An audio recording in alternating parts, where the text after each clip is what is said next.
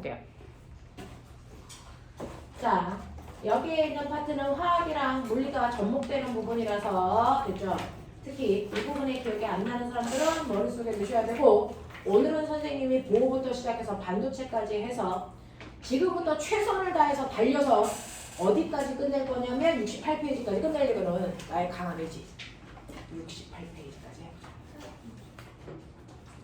되겠죠? 68페이지까지 해봐드리고요. 너 체급다리지.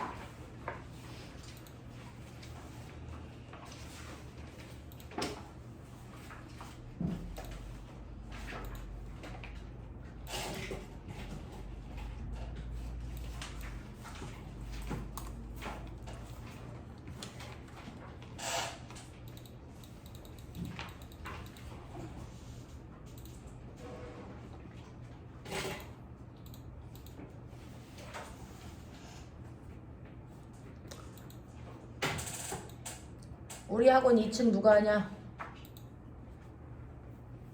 학원 2층에 내려가 본 적이 없어?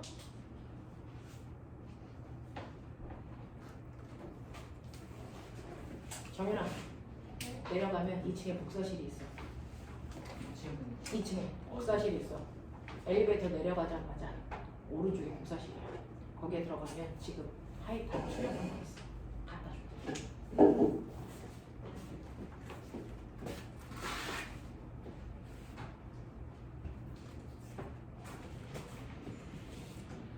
줘.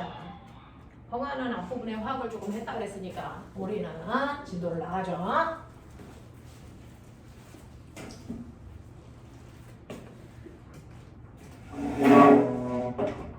물질의 구조를 분리해서 보면 어떨까라고 하는 거예요. 여기서부터 쓰면 될 것 같아요. 여기서부터 찍히는 것 같아요. 자, 여러분들이 보시는 것처럼요. 지구상에는요. 내 눈에 보이던 보이지 않던 물질들이 있어요. 그 물질에는 몇 가지 상태가 있냐? 고체, 액체, 기체. 맞습니까? 이렇게 세 가지 상태의 물질이 있고요. 자, 이렇게 지구상에 있는 모든 물질은 더 이상 쪼갤 수 없는 가장 작은 입자. 뭘로 되어 있대? 원자로 되어 있대. 원자. 그래서 더 이상 쪼갤 수 없는 가장 작은 입자. 원자로 되어 있대요. 자, 그러면 이러한 원자가 한 종류니 여러 종류니? 야, 원자의 종류 한 종류야 여러 종류야? 여러 종류죠. 원자의 종류를 뭐라 그러냐? 원자의 종류를 뭐라 그러냐? 이 밥탱이들 원소. 됐어? 원자의 종류들을 원소라고 하죠. 그 원소가 몇 종류 중에 있다고 화학 시간에 100여 종 있어. 이렇게 배우는 거죠. 됐어? 지구상에 있는 모든 물질들을 막 쪼개면 더 이상 쪼갤 수 없는 입자들이 막 나와. 근데 그 입자들에도 종류가 있다고. 됐어? 그 입자들의 종류를 원소라고 하고, 그 원소들이 100여 종류 있어서 너네 화학 시간에 주기율표로 실제로 외우는 원소는 몇 개? 한 20개 외우지. 수에리베, 붕탄질산, 푸란 뭐 이렇게 외우잖아. 됐어? 그게 원자들의 종류란 말이야. 자, 그러면 이러한 원자들도 종류가 있으니까 나는 그 종류들을 구별해서 표현하고 싶어. 됐어? 그거를 우리는 뭐라 그러니? 원소, 뭐라고 하지? 기호라고 하지. 그래서 알파벳으로 각각의 원자들의 종류들을 구별해서 표현하잖아. 그리고 얘네들은 눈에 보이지 않아. 왜? 열나 작으니까. 그래서 눈에 보일 수 있게끔 됐어. 모형을 만들어서 얘 이렇게 생겼어? 라고 하는 걸 나타내지. 그거를 뭐라 그러니? 원자 모형이라고 한단 말이야. 됐어? 그러면 나는 지구상에 있는 더 이상 쪼갤 수 없는 원자 모형은 누가부터 그렸어? 라고 하면 그 유명한 누가 그려? 볼턴이 그렸지. 됐어? 감사. 너 앞부분 들었다 그래서. 자, 그래서 지구상에 있는 모든 물질, 더 이상 쪼갤 수 없는 가장 작은 입자인 원자로 되어 있고, 원자의 종류는 원소인데 그 원소들을 구분하기 위해서 원소 기호로 나타내고, 걔네들의 구조를 원자 모형으로 그림으로 제시한다고. 그 원자 모형을 최초로 그린 사람이 볼턴이고요. 볼턴이라는 사람은 원자를 더 이상 쪼갤 수 없는 그냥 속이 비어있는 구의 형태로 제시한 거지. 근데 궁금하지? 이렇게 속이 비어있는 원자들도 수소라는 아이가 있고 헬륨이라는 아이가 있고 두 개의 성격이 달라야 되잖아. 근데 이렇게 속이 비어있는 상태에서 어떻게 성격이 다를 수가 있어? 옛날 사람들은 뭐라 그랬어? 성격이 다른 이유. 그건 원자들마다 속이 비어있더라도 크기가 달라서 뭐가 달라? 질량이 달라. 그 질량이 원자들의 성질을 결정하는 거야.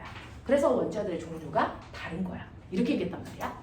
근데 실제로는 그게 아니죠.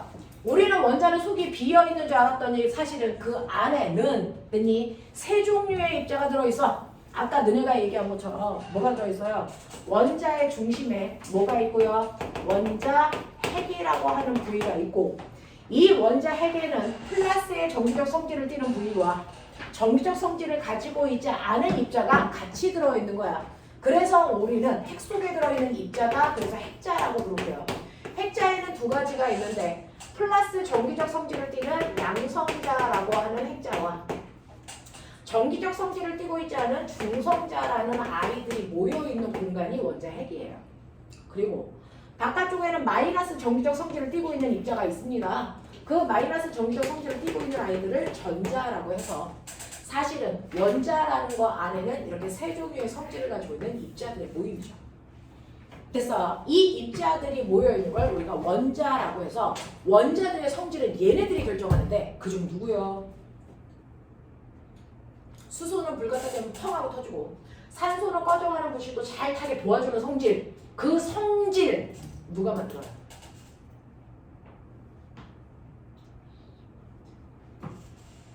원자의 성질, 그걸 원소라고 하는데, 그래서 원자들의 성질 차이는 바로 양성자의 개수에 의해 결정됩니다. 경란이 됐어. 그래서 양성자가 하나 있어요. 양성자가 하나 있어요. 양성자가 하나 있어요. 근데 첫 번째에는 양성자만 하나 있는 원자핵을 갖고요. 두 번째는 양성자 하나에 중성자 하나가 들어있는 원자핵을 갖고요. 세 번째는 양성자 하나에 중성자가 두 개까지 들어있는 원자핵을 갖습니다. 자, 그랬을 때 양성자의 개수는 하나예요. 그러면 얘가 가지고 있는 화학적 성질은 어떨까요?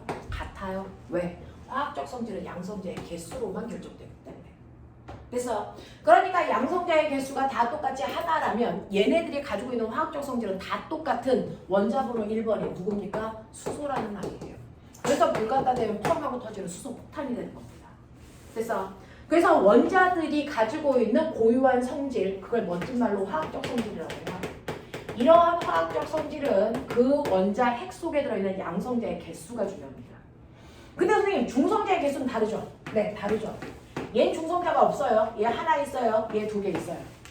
이 중성자의 개수가 다르면 화학적 성질 안 변해요? 안 변해요. 그러니까 양성자의 개수만 같으면 같은 원소라고 해요. 그래도 중성자 개수가 다르잖아요. 네, 그럼 뭐가 달라요? 이 원자의 질량만 달라요. 그래서 얼마나 뚱뚱한 원자냐만 다른 겁니다. 그때 이 원자의 질량은 우리가 뭐라 그러니? 그건 물리적 성질이죠. 여러분들이 다이어트를 해서 내 몸무게를 여러분들의 무게를 줄여도 됐죠? 여러분들이 가지고 있는 성향은 똑같아요. 왜? 그 몸속에 있는 DNA, 지문 이런 거 안 바뀝니까? 그래서 여러분들의 성향을 결정하는 DNA, 지문 이건 양성자고요. 중성자의 개수에 따라서는 뚱뚱해졌다, 날씬해졌다 요것만 달라지는 거라고요. 그래서 중성자의 개수는 물리적 성질만 바뀌는 것뿐. 그래서 화학적 성질은 바뀌지 않아. 얘네들의 전체 질량은 양성자와 중성자가 질량을 결정하잖아요. 그 중에서 질량을 가지고 있는 입자가 하나라서 질량수가 1인 수소죠. 질량을 가지고 있는 입자가 두 개라서 질량수가 2인 수소죠.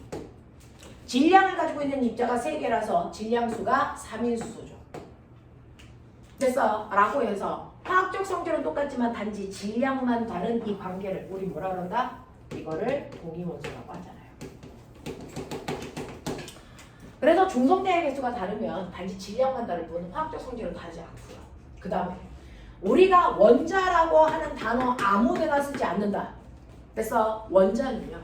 사실은 원자 속에는 정기적인 성질을 띠는 입자, 멋진 말, 전하. 정기적 성질을 띠는 걸 전하를 띠고 있다 이렇습니다. 중성자는 전기 띄어요? 안 띄죠. 얘는 전하량이 0입니다. 하지만 양성자와 전자는 전기를 띠죠. 양성자는 플러스의 전기를 띠고 전자는 마이너스의 전기를 띠는데 양성자 하나 있어요? 전자 하나 있어요? 누가 더 전기력이 셉니까? 똑같습니다. 실제로 전자 하나가 띠는 전하의 세기, 전하량이라고 합니다.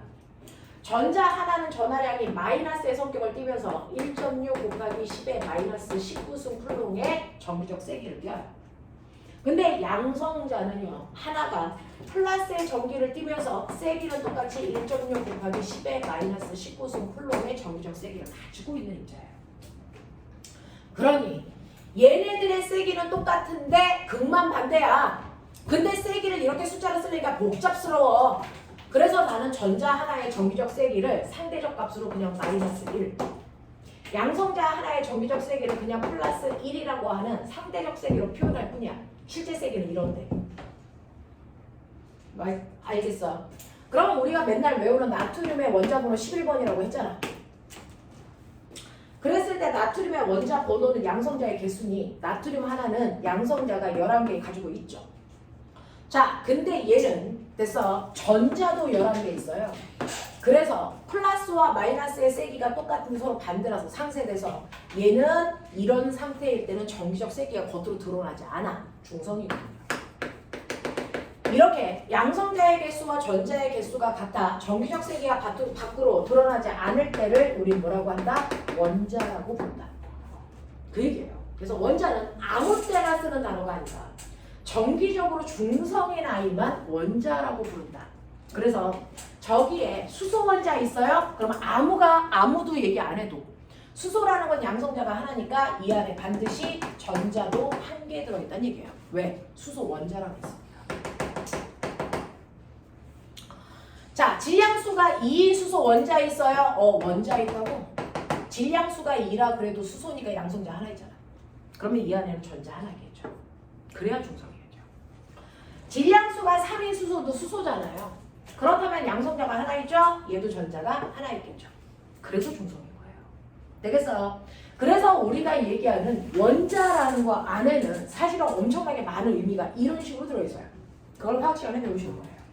됐죠? 이런 의미를 가지고 있는 이러한 원자들도 종류가 있고 구조를 가지고 있다고요. 그래서 그 원자의 종류와 구조를 이제 물리와 화학의 입장에서 다르게 설명해 볼게요. 자, 돌톤이라는 사람은 원자라는 건 속이 비어있는 구의 형태를 띠고 있다라고 생각을 했다가 그 다음에 누가 등장하냐면 톰슨이라는 과학자가 등장을 해서 원자 속에 있는 세 종류의 입자 중 하나를 발견하게 됩니다. 뭐 발견하죠? 톰슨. 네, 전자 발견하죠. 그래서 원자 속에 있는 양성자, 중성자, 전자 중에 가장 먼저 발견된 게 전자예요. 전자를 발견하는 걸 누가 했다? 톰슨이 했다. 전자 발견하는 실험을 뭐라고 한다? 그렇죠. 전자가 마이너스니까 이거를 음극선 실험이라고 톰슨이 이름 붙인 거고요. 이 음극선 실험을 어떻게 한 거냐면 자유롭게 움직일 수 있는 전자가 많아야 실험이 잘 되니까 그래서 톰슨은 금속 사용한 거예요. 자유전자 많은 거. 자, 금속 덩어리를 이렇게 가져다가 여기에 자유롭게 움직이긴 하지만 밖으로 막 튀어나올 수는 없어. 왜? 양성자가 전자를 잡아당기기 때문에 이 전자는 항상 원자 속에 묶여 있어요. 이렇게 양성자가 전자를 잡아당기는 힘, 이거를 우리는 물리에서 속박시킨다. 속박 에너지라고 하고요. 이게 바로 전기력이에요. 전기력이에요. 그래서 양성자가 전자를 잡아당기는 힘 때문에 전자는 좀 자유롭게 움직일 수는 있지만 금속들은 그렇다고 막 튕겨나올 수는 없다고요. 자, 그렇게 자유롭게 움직일 수 있는 자유전자들이 있는데 얘 튕겨나오게 하고 싶어. 어떻게 해야 돼? 라고 하면 전기력이 얘를 잡아당기는 힘이 10N 있다고 쳐. 그것 때문에 자유롭게는 좀 움직일 수 있지만 나올 수는 없어. 그럼 어떻게 해야 돼? 적어도 얘가 잡아당기는 10N만큼의 힘을 줘서 얘를 탈출시키면 되죠. 됐어? 그러면 10N만큼의 에너지를 줘야 되네. 어디에서? 빛이 가지고 와요. 그래서 빛이 가지고 있는 에너지를 얘가 흡수합니다. 적어도 원자핵이 잡아당기는 에너지보다는 더 큰 에너지를 전자가 빛으로부터 얻어야죠. 그래서 만약에 여기 빛이 에너지 20까지 왔어. 좋아? 그러면 전자가 그 에너지를 먹어. 빛을 흡수한다고. 됐어? 그 중에서 10만큼은 탈출하는 데 쓰고 나머지 10은 운동 에너지를 가지고 튀어나오는 거야. 됐어? 이렇게 되는 거야. 그래서 전자가 빛을 먹으면 됐죠? 적어도 원자핵이 잡아당기는 에너지보다 더 큰 에너지를 가지고 있는 빛을 먹은 전자들은 밖으로 튕겨나온다. 이 얘기예요. 그걸 화학에서 뭐라는 줄 아세요? 자, 첫 번째 전자 껍질에 전자가 있어. 얘가 이 원자를 탈출하기 위해서는 무한대 껍질로 이동하면 돼. 이렇게 화학에서 얘기해요. 근데 껍질에서 껍질로 이동할 때 뭐가 필요해? 에너지. 그 에너지를 흡수해야만 윗껍질로 올라가면서 탈출할 수 있어. 윗껍질로 올라갈 때 뭐가 필요한데? 에너지. 그거 어디서 왔어? 빛에서. 똑같아요. 됐죠? 이렇게 얘기하는 거예요. 자, 그래서 이렇게 전자들은요, 원자핵에 의해서 못 나가게 잡아당기는 속박 에너지를 받고 있는데, 적어도 그 에너지보다 더 큰 에너지를 흡수하면 전자는 속박 에너지 끊고 밖으로 탈출할 수 있다. 그 중에서 이 속박 에너지를 끊기 위해서 톰슨이라는 사람은 뭘 줬다? 엄청나게 센 빛을 여기다 가했다. 그러면 그 빛을 먹은 전자가 돼서 탈출을 한다. 빛 먹고 탈출한 전자를 뭐라 그러죠? 우리가 아인슈타인이 광전자. 빛 먹고 탈출한 전자. 됐어. 그래서 빛 먹고 전자가 탈출하는 현상을 뭐? 광전효과. 노벨상을 타잖아요. 아인슈타인이 이거 가지고. 됐어. 이걸 본 거예요. 근데 이거는 아인슈타인이 처음 본 게 아니라 톰슨이 본 거예요. 그래서 그거를 그래서 이용해서 전자를 발견한 거고, 이때 광전효과가 일어나는 걸 논리적으로 설명한 사람은 아인슈타인. 이런 거예요. 그래서 톰슨이라는 사람은 금속의 자유전자가 많아. 자, 그래서 여기다가 빛 에너지를 쐈는데 전자가 금속 밖으로 튕겨나오는 거야. 자, 근데 전자가 튕겨나와도 눈에 보이진 않죠. 너무 작으니까. 그러니까 여기에서 이렇게 금속 속에다가 내가 빛을 비추니까 뭔가가 막 튀어나오는 것 같아. 그럼 뭐가 튀어나오는지를 확인하기 위해서 실험합니다. 어떻게 실험해요? 빛을 비추면서 여기서 튀어나온 애가 밖으로 못 나가게 막으로 씌우는 거죠. 막으로 씌워서 한쪽은 플러스 극을 걸고요. 한쪽은 마이너스 극을 걸어요. 그러면 빛 먹고 나서 전자가 탈출하지만 그 맨 처음에는 이게 전자인지 뭔지 몰랐다고요. 뭔가가 탈출했어요. 근데 걔가 어느 쪽으로? 100% 플러스 쪽으로 가서 부딪혀. 부딪히는 거 어떻게 알아요? 이 안에 현광물질을 알아요. 그래서 전자라는 아이는 눈에 보이진 않지만 와서 부딪힐 때마다 빛이 빵빵빵 방출돼. 그걸로 아는 거야. 그래서 봤더니 마이너스 쪽으로 부딪히는 아이는 하나도 없었고요. 다 온전히 플러스 쪽으로 가서 부딪히더라고요. 그렇다면 여기서 튀어나온 아이는 전기를 띠고 있고 더군다나 마이너스 전기를 띠고 있구나 라고 하는 걸 확인할 수 있죠. 그래서 응급선 실험을 통해서 우리가 알고 있는 전자라는 아이가 마이너스 전하를 띠고 있다는, 전하성을 띠고 있다는 걸 확인하는 실험이고요. 두 번째는요. 그럼 여기서 튕겨나온 아이가 물질이야 현상이야? 전자가. 전자는 물질이니 현상이니? 물질이죠. 왜? 질량 가지고 있으니까. 그래서 그러면 전자가 물질이라는 거 어떻게 확인했어? 여기에다가 바람개비 앞에다가 놨어요. 전극을 없애고 빛을 비춰서 뭔가가 튀어나오게 한 다음에 그 앞에 바람개비를 설치한다. 그러면 그 아이가 튀어나오는데 만약에 질량을 가지고 있고 튀어나오니까 속력도 있을 거 아니니? 그렇다면 얘가 튀어나올 때 뭘 가지고 있니? 운동 에너지를 가지고 있을 거 아니니? 그러면 그 운동 에너지만큼 뭐 할 수 있니? 일할 수 있지. 어떤 일을 하니? 바람개비 날개를 돌리는 일을 할 수 있지. 그래서 실제로 얘가 만약에 물질이라면 운동 에너지가 있을 거야. 그렇다면은 에너지만큼 바람개비 날개를 돌릴 거야. 그럼 돌리는지 안 돌리는지를 보면 얘가 물질인지 현상인지 확인할 수 있어. 빛은요? 물질이야 현상이야? 현상이에요. 빛은 질량이 없어요.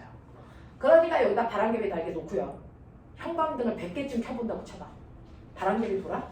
안 돌아. 눈만 부실 뿐이야. 왜? 빛은 입자가 아니니까. 알겠죠? 하지만 전자는 튀어나올 때 바람개비 날개를 돌리더라고요. 이걸 통해서 전자라고 하는 아이는 질량을 가지고 있는 입자다라는 입자성으로 확인합니다. 됐죠? 입자라는 거 확인하는 거 바람개비 날개를 돌려서 확인하는 거예요. 그 다음에 세 번째, 여기에다가 내가 특이한 모양을 가지고 있는 방해물을 넣어요. 방해물을 넣고 전자가 튀겨나오게 하는 거죠. 그랬을 때 전자는 어떤 경로로 퍼져나갈까? 이게 궁금한 거예요. 만약에 파동처럼 꿀렁꿀렁 진동한다면 앞에 방해물이 있어도 이걸 피해서 반대쪽에 와서 부딪힐 거야. 근데 방해물을 놨더니 하나도 이 반대편에 와서 부딪히는 애는 없고요. 바깥쪽에만 부딪혀요. 바깥쪽에만 부딪히고 방해물 뒤쪽에는 하나도 와서 부딪히지 않습니다. 그래서 그 방해물 뒤쪽에 와서 부딪히지 않는 걸 우리가 그림자 현상이 생겼다 이렇게 표현합니다. 그림자 현상. 그래서 이렇게 그림자가 지는 현상을 통해서 아하 전자라고 하는 건 똑바로 앞으로만 가려고 하는구나. 얘가 불절에서 가지는 않구나. 그래서 전자라는 게 직진하려는 성질을 가지고 있다는 걸 확인할 수 있죠. 되죠? 이런 식으로 해서 원자 속에는 이런 성질을 띠고 있는 입자가 있어. 나는 얘를 전자라고 부를 거야. 라는 얘기를 톰슨이 했다. 근데 문제 생겼어요. 문제가 생겼는데 어떤 문제가 생겼냐면 이런 식으로 원자는 속이 비어있는 구유의 형태인 줄 알았더니 사실은 그 원자 속에는 마이너스 정기적 성질을 띠고 있는 입자가 있다는 얘기잖아요. 근데 얘만 있으면 안 되잖아요. 왜요? 아까 얘기했죠. 원자는 반드시 정기적으로 무슨 상태여야 된다? 중성이잖아요. 근데 마이너스 전기를 띠고 있는 전자만 있다면 중성일 수 없잖아요. 그러니 톰슨이 발견한 건 전자이지만 사실은 얘는 중성이어야 되니까 자기가 발견하지 못한 플러스의 정기적 성질을 띠고 있는 아이가 이 안에 반드시 있어야만 된다는 것도 추론할 수 있었던 거죠.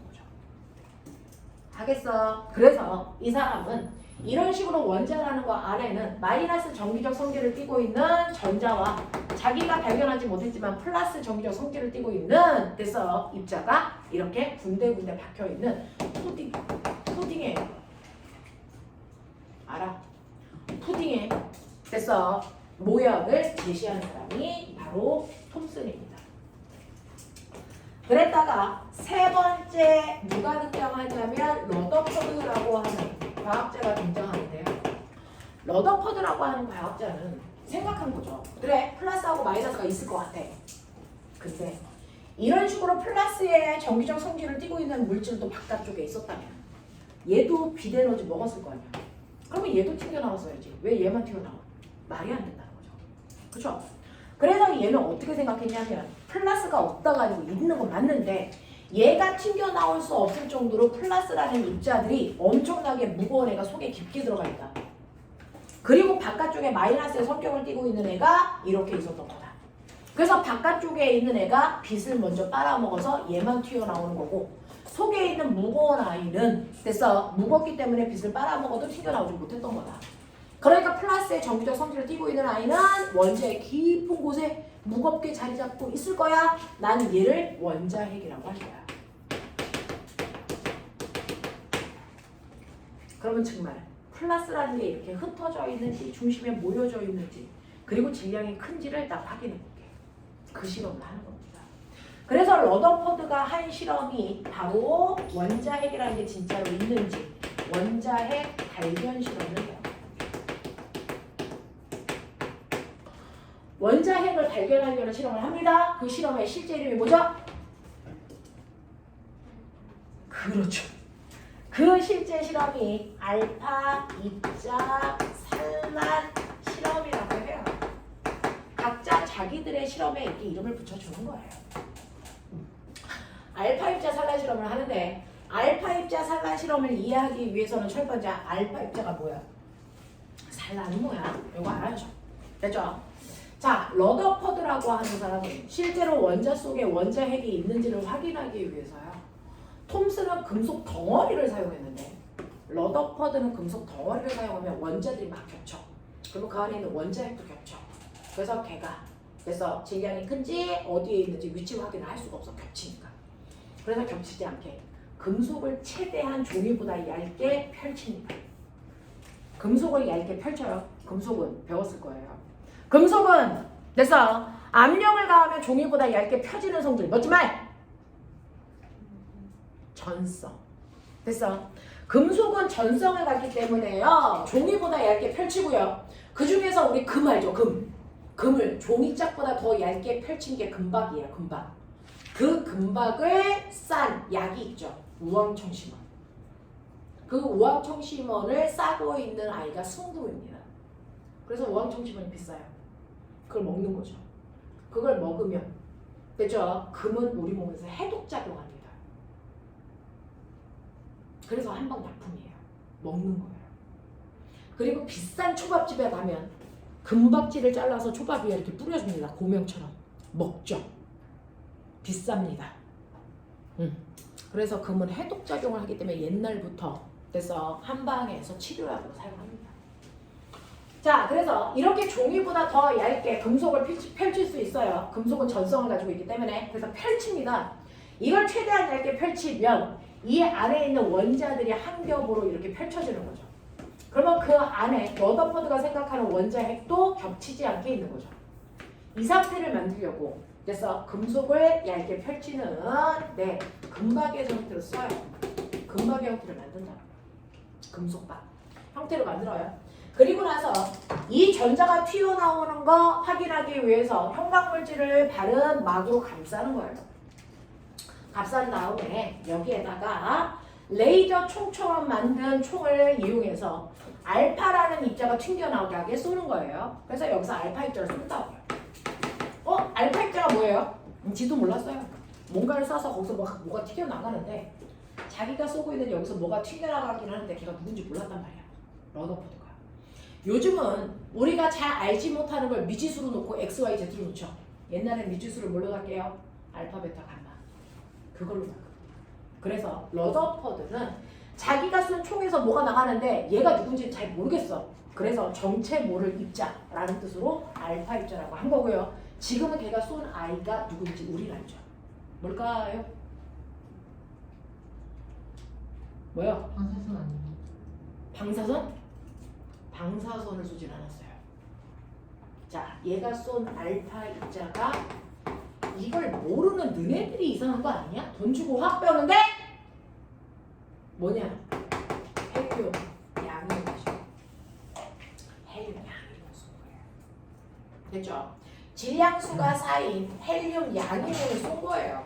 헬륨 원자를 쏜 게 아니고 헬륨 양이온 정시적 성질을 띠고 있는 아이를 총알로 만들어서 쏜 겁니다. 그래서 위에서부터 아래까지 상상해보세요. 100발쯤 쏜다고 쳐봐요. 100발 쏜다고 쳐요. 그래서 위에서 아래로 100발쯤 쭉 쏘면서 내려갑니다. 훑어 내려갑니다. 그래서 어떤 일이 발생했다. 좀 너네 심하지 않니? 화학에서 되게 배웠는데 자, 100발쯤 알파 입자를 쭉 쏘면 그 중에서 몇 발이 방해를 받지 않고 그대로 반대쪽으로 가는 줄 아세요? 여기를 그냥 끌고 지나가요. 원자가 있음에도 불구하고 누구의 방해도 받지 않고 그냥 끌고 나갑니다. 100발 쏜 것 중에서 거의 90발 정도가 그대로 A에 나가서 부딪혀요. 그죠? 이 실험을 러더퍼드가 한 거야. 내가 100발쯤 쐈는데 그래서 이 금속 안에는 원자가 있을 텐데 그 원자를 그냥 뚫고 지나가다고. 그러니까 100분의 90은 방해를 받지 않는다는 건 여기에 원자들이 있는 공간에서 100분의 90은 빈 공간이야 라는 얘기잖아. 그래서 여기에 A에 부딪힌 걸 통해서 아하, 원자라고 하는 건 사실은 속이 비어있구나 이거예요. 그래서 원자의 대부분이 뭐예요? 빈 공간으로 되어 있다는 걸 증명합니다. 자, 그럼 원자의 대부분이 속이 비어있다는 얘기는요, 원자핵 없다고? 아니, 내가 찾으려는 원자핵의 크기가 대단히 작다. 됐어? 네, 작다. 요걸 확인할 수 있어요. 원자핵 열나 작은 애 이거예요. 실제로 어떤지 아세요? 원자라는 게 여러분들이 알고 있는 축구장 크기라면 거기에 있는 개미 하나가 원자핵 크기예요. 나머지 다 빈 공간이에요. 그런 얘기예요.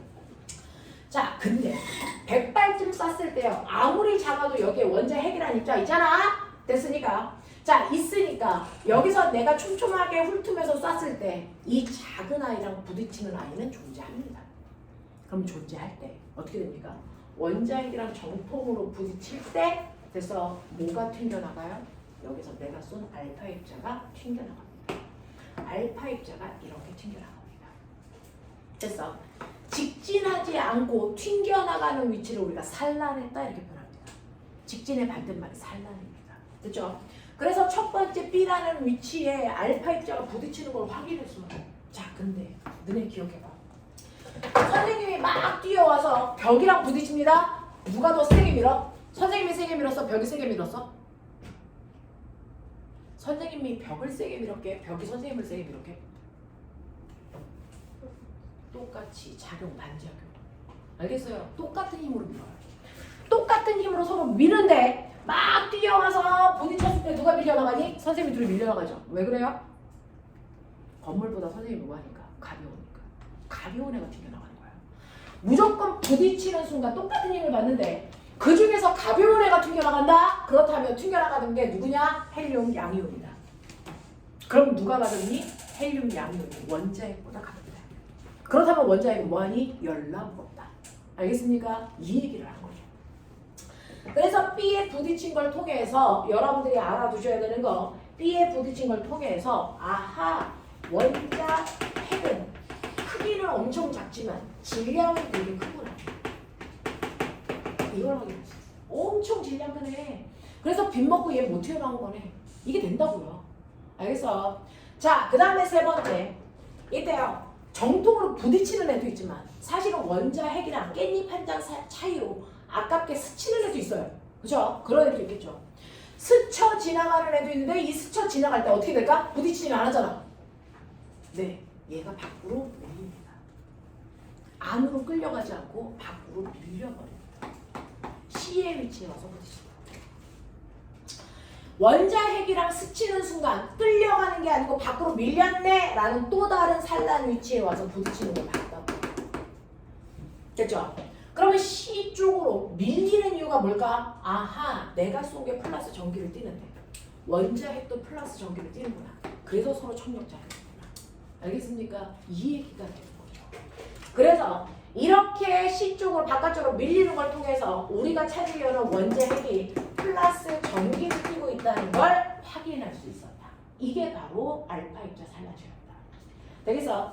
그래서 이걸 통해서요. 실제로 원자 속에는 플러스 전기를 띠고 있는 더럽게 무겁고 크기는 작은 원자 핵이라는 게 존재하고 바깥쪽에 전자들이 띄엄띄엄 떠다니고 있다. 이렇게 생각한 러더퍼드의 원자 모형이 나온 거예요. 그리고 나니까 시간이 지나 러더퍼드의 수제자에 해당되는 체두익 같은 사람들이 원자 핵이라는 이 자체가 플러스 전기를 띠는 게 아니고 이 원자 핵 속에는 플러스의 전기를 띠고 있는 양성자와 전기적 성질을 띠고 있지 않은 중성자라는 게 모여있는 공간이다라는 걸 나중에 발견하게 된 거죠. 그래서 하지만 러더퍼드의 제자들이 발견한 거니까 이 또한 러더퍼드의 업적을 그냥 넣어버리는 거예요. 그렇죠? 그래서 원자가 이런 식의 구조로 형성되어 있다는 걸 우리가 알게 됐죠. 자, 이런 식의 구조로 되어 있는데 그러면 이게 완벽한 원자의 구조야? 아니라는 거요. 이것만으로는 설명할 수 없는 현상이 생겨서 아인슈타인보다도 훨씬 더 화학계에 거장이 있어요. 아인슈타인하고 유일하게 말싸움에서 이긴 사람. 화학의 아버지 누구냐? 보어. 되겠냐? 자, 보어라는 사람이 등장해요. 보어라는 사람이 등장해서 러더퍼드가 발견한 거기까지 원자 속에 입자가 세 종류 있는 건 맞는데 그 원자 속에 있는 입자가 이런 구조로 있는 거 아니냐? 왜? 이 사람은 뭘 봅니까? 우주에서 그래서 우주를 관찰할 때 선 스펙트럼이라는 걸 발견해요. 선 스펙트럼 현상이라는 게 나타난다는 걸 발견하는 건데요. 이 선 스펙트럼은 선생님한테 처음 듣는 게 아니고 중학교 2학년 과학책에도 한 번 언급이 된 적이 있어요. 금속 태울 때 금속마다 선 스펙트럼이 나타난다. 그래서 그걸 통해서 어떤 금속인지 확인할 수 있다 라고 하는데요. 자, 이 선 스펙트럼을 어떻게 발견했는지 보시면 사실은 태양에서 엄청난 양의 빛이 쏟아집니다. 그 빛이요. 사실은 에너지가 작은 애부터 에너지가 큰 애까지 모든 영역에 해당되는 에너지가 동시에 쏟아져 나오는 거예요. 그 에너지가 작은 애부터 에너지가 큰 애까지가 동시에 쏟아져 나오는데 그 중에서 우리 눈에 보이는 광선의 형태로 오는 아이도 있죠. 그게 가시광선입니다. 그 가시광선도 하나의 에너지가 아니고 일정한 에너지의 범위를 우리가 이제 가시광선이라고 부르는데 그러면 그 가시광선 중에서도 에너지가 작은 가시광선이 있고 에너지가 큰 가시광선이 있다는 거예요. 그 중에서 에너지의 차등에 따라 뭐가 다르게 느껴질까요? 뭐가 다르게 느껴질까요? 우리 눈에서는 에너지의 크기를 색깔로 표현합니다. 그게 시각세포예요. 에너지의 크기를 색깔로 표현합니다. 그 중에서 에너지가 큰 빛을 우리 눈에 있는 시각세포는 무슨 색으로 표현할까요? 파란색. 에너지가 작은 애는 빨간색. 됐어. 네, 중간은 초록색. 그래서 우리 노래를 RGB라고 하는 세 개의 시각세포가 있어요. 됐죠? 그 시각세포들의 자극을 에너지의 크기에 따라서 자극을 해서 걔가 자극을 받으면 그 색깔을 보이게 해주는 거죠. 그래서 한꺼번에 시각세포가 동시에 자극이 되면 합성된 색깔로 보여요. 그게 빛의 합성. 알겠습니까? 이렇게 되는 거거든요. 자, 그래서 우리는 이렇게 태양에서는 다양한 크기의 에너지가 온단 말이죠. 그 다양한 크기의 에너지가 합치면 빨주파 다 합치면 빛이 백색광으로 보이는 거예요. 근데 이걸 프리즘으로 분산시키면 합치기 전의 색깔로 다 나뉘어서 보이죠. 그게 무지개로 나타나는 거예요. 되겠어? 자, 그래서 여러분들은 무지개는요, 공중에 떠다니는 물방울이 빛을 분산시킨 거고, 인위적으로 분산시키기 위해서는 물방울과 똑같은 역할을 하는 프리즘이 있으면 돼요. 그래서 프리즘, 삼각유리. 그 프리즘을 통해서 햇빛을 보시면, 그렇죠? 그 햇빛이 어떻게 보이냐면, 여러분들이 알고 있는 무지개. 빨주, 노초, 파남, 보를 보여요. 됐죠? 네. 하늘에 떠 있으면 무지개라고 하고요. 이렇게 프리즘으로 보는 빨주, 노초, 파, 남, 보라고 하는 색깔이 끊임없이 나타나는 얘를 우리 뭐라 그런다? 연속 스펙트럼이라고 합니다. 그래서 우주에서 오는 별빛을 보면 빨주, 노초, 파, 남, 보라는 되죠? 중간에 끊임없이 보이는 연속 스펙트럼의 형태가 나타납니다. 그걸 알고 있는 보호가 바뀌었죠. 우주에서 오는 햇빛을 빨주, 노초, 파란 보가 다 나타나는 연속 스펙트럼이라고 배웠으니까 바뀌었죠. 그랬더니 생구라예요. 그죠? 이렇게 안 보여요. 어떻게 보입니까? 얘가 이렇게 보이는 게 아니고 그 중에서 중간중간에 햇빛이 없는 상태로 와요. 연속이 아니라는 거예요. 불연속한 스펙트럼의 형태로 옵니다. 그래서 원래 여기 써야 되는 햇빛이 없어요. 여기 써야 되는 빛도 없고 여기 써야 되는 빛도 없고 여기 써야 되는 빛도 없는. 그래서 일부의 햇빛을 누군가가 빨아먹고 나머지만 오는 거라고. 그럼 누군가가 이 빛을 빨아먹었네? 오케이. 요걸 우리 뭐라 합니까? 흡수 스펙트럼. 그래서 실제로 태양의 햇빛을 봤더니 연속 스펙트럼이 아닌 누군가가 일부의 햇빛을 빨아먹고 남은 햇빛만 오는 흡수 스펙트럼의 형태로 지구에 도착하더라는 거죠. 와, 이거 누가 빨아먹었어? 왜 빨아먹었어? 이 색깔이 막 드는 거죠. 그랬다가 해가 지고 나면 우주에서 그래서 어떤 일이 발생하는 줄 아세요? 아까 흡수했던 그 빛들만 그대로 그 자리에서 나타난다. 다른 빛들은 아까 없어졌던 빛들만 그대로 나타난다. 어? 그러면 아까 누군가가 이 빛을 빨아먹었었는데 그걸 그대로 뱉어냈네. 그러면 이걸 뭐라 그러자? 방출 스펙트럼이라고 하자. 이것만 뭐라 그러자? 선 스펙트럼이라고 하자. 이거예요.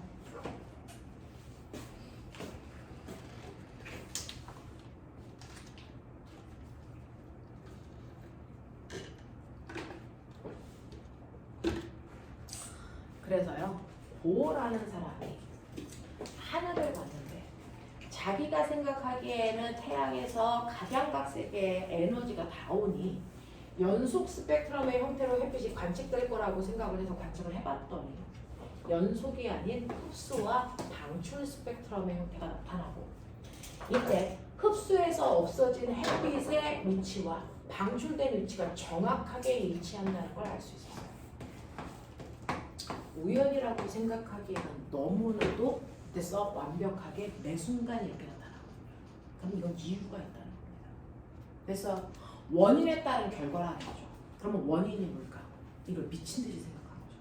그랬더니 태양에서 지구까지 오는 와중에 그래서 태양과 지구 사이에는 아무것도 없는 진공이라고 우리는 생각하고 있죠? 하지만 그렇지 않죠? 별과 별 사이에 뭐가 있습니까? 성간물질이죠. 그 중에서 우주의 대부분을 차지하는 게 뭡니까? 바로 수소입니다. 수소. 맞아. 수소라고 하는 아이들이 우주를 꽉 채우고 있는 거예요. 그러면 이 수소라고 하는 아이는요, 양성자 하나에 전자 하나가 있는 이런 원자 구조를 가지고 있잖아요. 이런 원자 구조를 가지고 있는데 여기에 있는 누군가가 햇빛을 먹었다가 뱉어냈다가 이걸 주기적으로 완벽하게 해내고 있다는 거예요. 그 중에서 이동하기 쉬운 게 누굽니까? 원자는 무거워서 못 움직이잖아요. 전자요. 이 전자가 원자 안에서 이 전자가 움직일 때요. 보의 러더퍼드의 원자 모형이라면 그래서 원자핵 바깥쪽에 있는 전자는 아무데나 막 움직이는데 얘가 여기 있던 차이가 없어. 다 똑같은 전자야. 근데 차이가 없다면 에너지를 흡수 또는 방출할 이유가 없거든요. 그래서 여기에 있는 전자와 여기에 있는 전자가 그래서 뭔가 차등이 있구나. 그래서 전자가 올라갔다 내려갔다 하면서 반드시 에너지를 흡수 또는 방출해야만 되는 상황이 발생하는 겁니다. 그걸 설명하기 위해서 전자들은 아무데나 있는 게 아니고 에너지 값이 다른 위치에 있는 거구나 라고 생각해요. 에너지 값이 다른 곳에 있구나 전자들. 쉽게 설명하면 이렇게 전자들은요 양파 껍질처럼 원자의 바깥쪽에 여러 겹의 껍질들이 있어요. 전자가 있을 수 있는 전자 껍질이 존재합니다.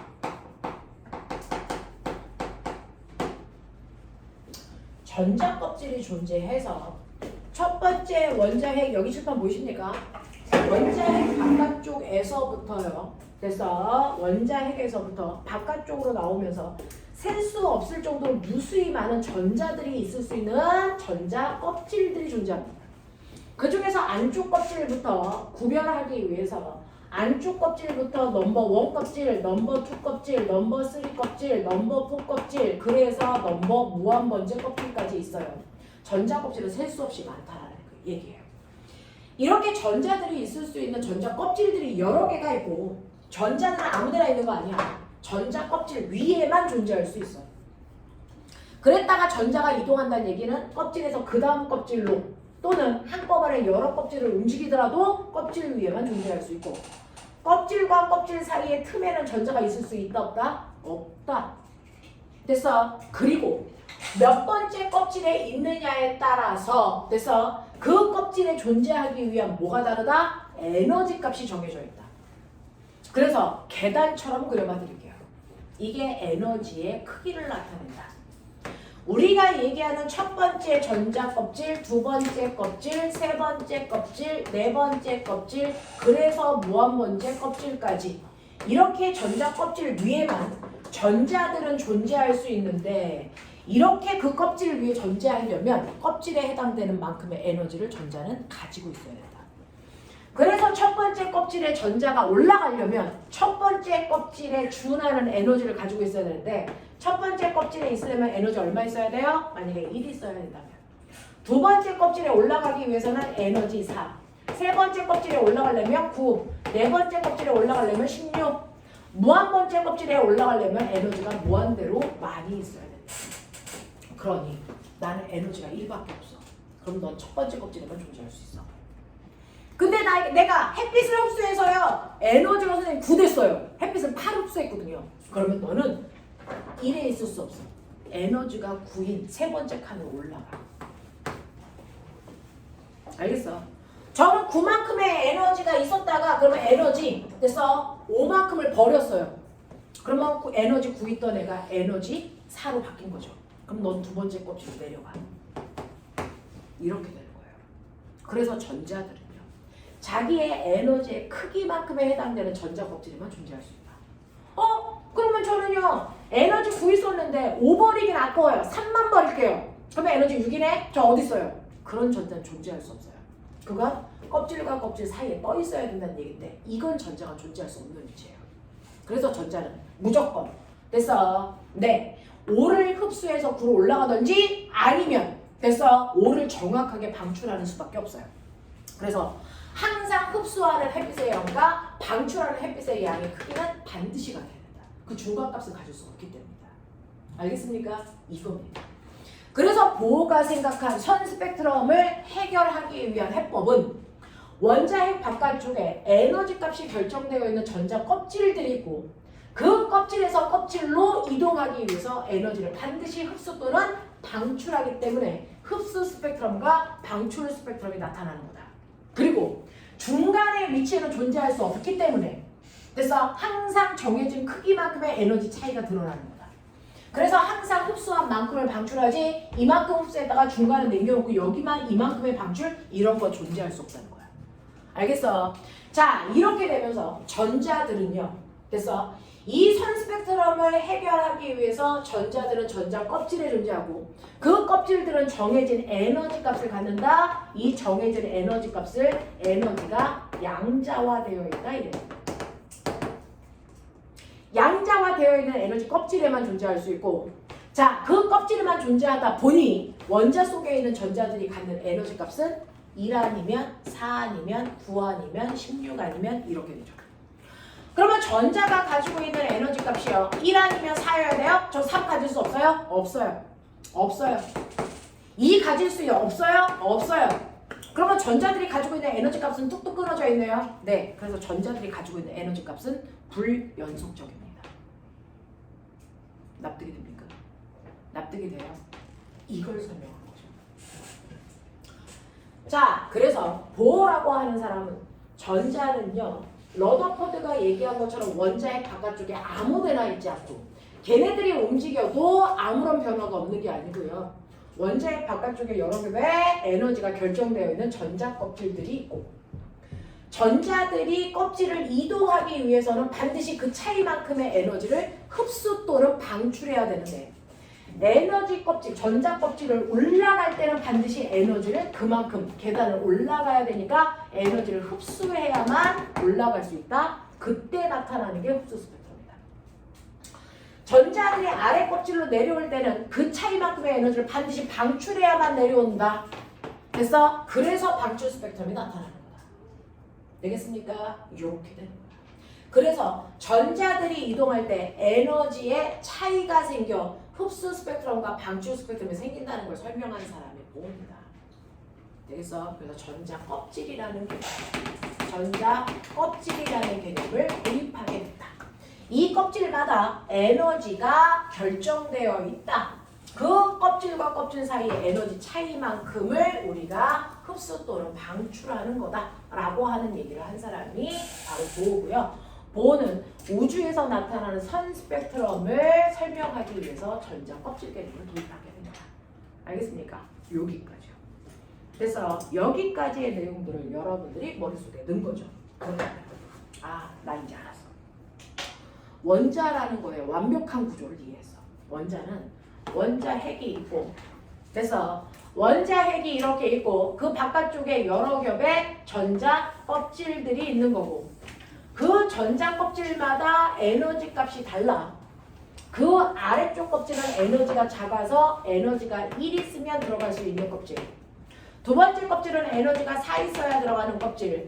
세 번째 껍질은 에너지가 9 있어야 들어가는 껍질.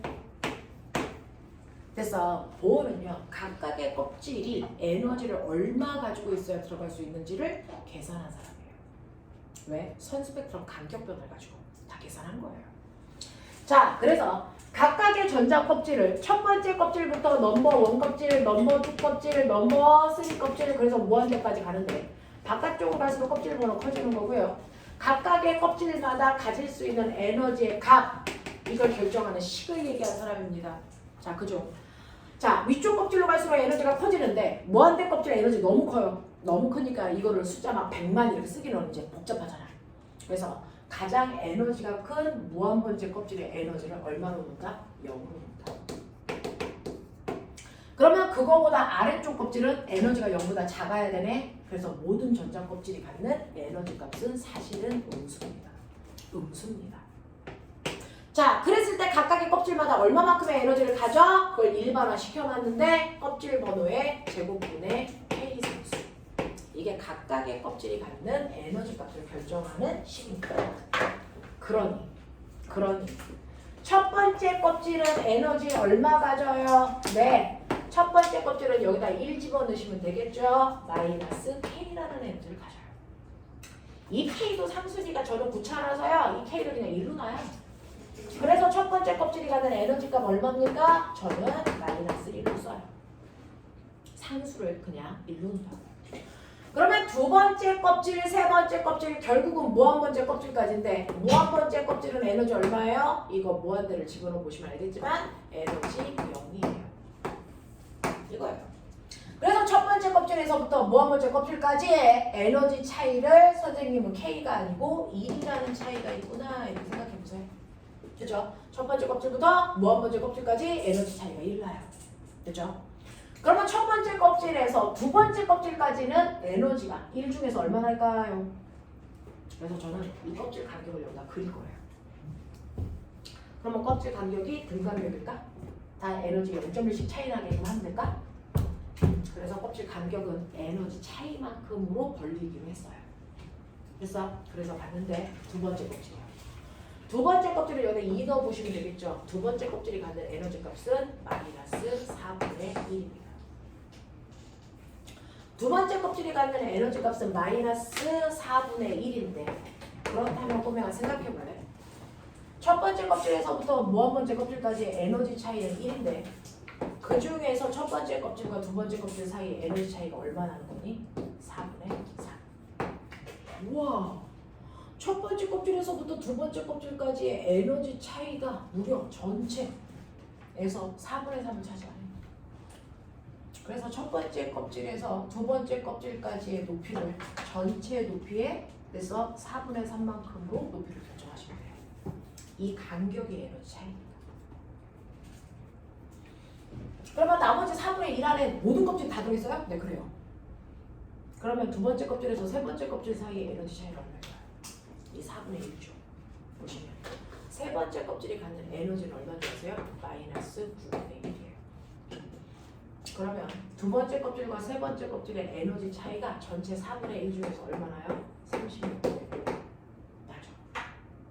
그래서 그러면 이 전체를 그죠? 36등분 한 것 중에서 4분의 30 이걸 전체를 36분의 6 한 것 중에서 5칸을 차지해야 되니까 요만큼이 두 번째 껍질에서 세 번째 껍질 사이의 간격이겠죠. 그래서 껍질과 껍질 사이의 간격이 바로 에너지 차이라고요. 에너지 차이라고요. 와 이거 4분의 3 이거 36분의 5 이거 19 그 다음 이렇게 하죠.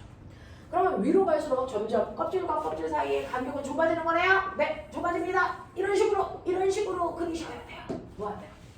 그래서 화학책을 보든 물리책을 보든 위로 갈수록 껍질과 껍질 사이의 간격을 조밀하게 그립니다. 그래서 이 간격 차이가 껍질과 껍질 사이의 에너지 크기 차이예요. 됐죠? 자, 그럼 선생님 첫 번째 껍질에 존재 있었어요. 오케이. 제가 두 번째 껍질로 올라갈 거예요. 그럼 에너지 얼마 흡수해요? 4분의 3만큼의 에너지를 흡수해요. 올라가요. 그러면 제가 첫 번째 껍질에 있다가 두 번째 껍질로 올라갈 거예요. 세 번째 껍질로 올라갈 거예요. 에너지 얼마만큼 흡수해야 돼요? 세 번째 껍질과 첫 번째 껍질의 에너지 차이만큼 흡수하면 되겠죠. 9분의 8. 되겠어? 이렇게 하면서 올라가요. 올라갔다가 제자리로 돌아올 때 똑같이 9분의 8을 방출하겠죠.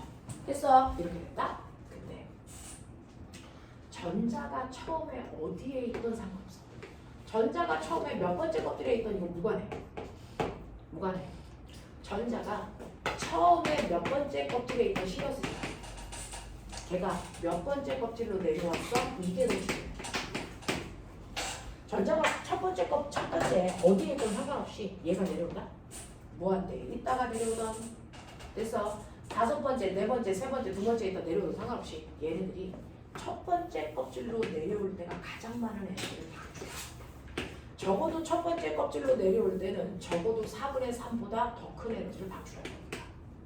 맞아? 이거야. 전자가 어디 있던 상관없이 얘가 첫 번째 껍질로 내려올 때 가장 많은 에너지를 방출합니다. 그러면 첫 번째 껍질로 내려올 때 얘가 방출하는 광선은 무슨 광선입니까?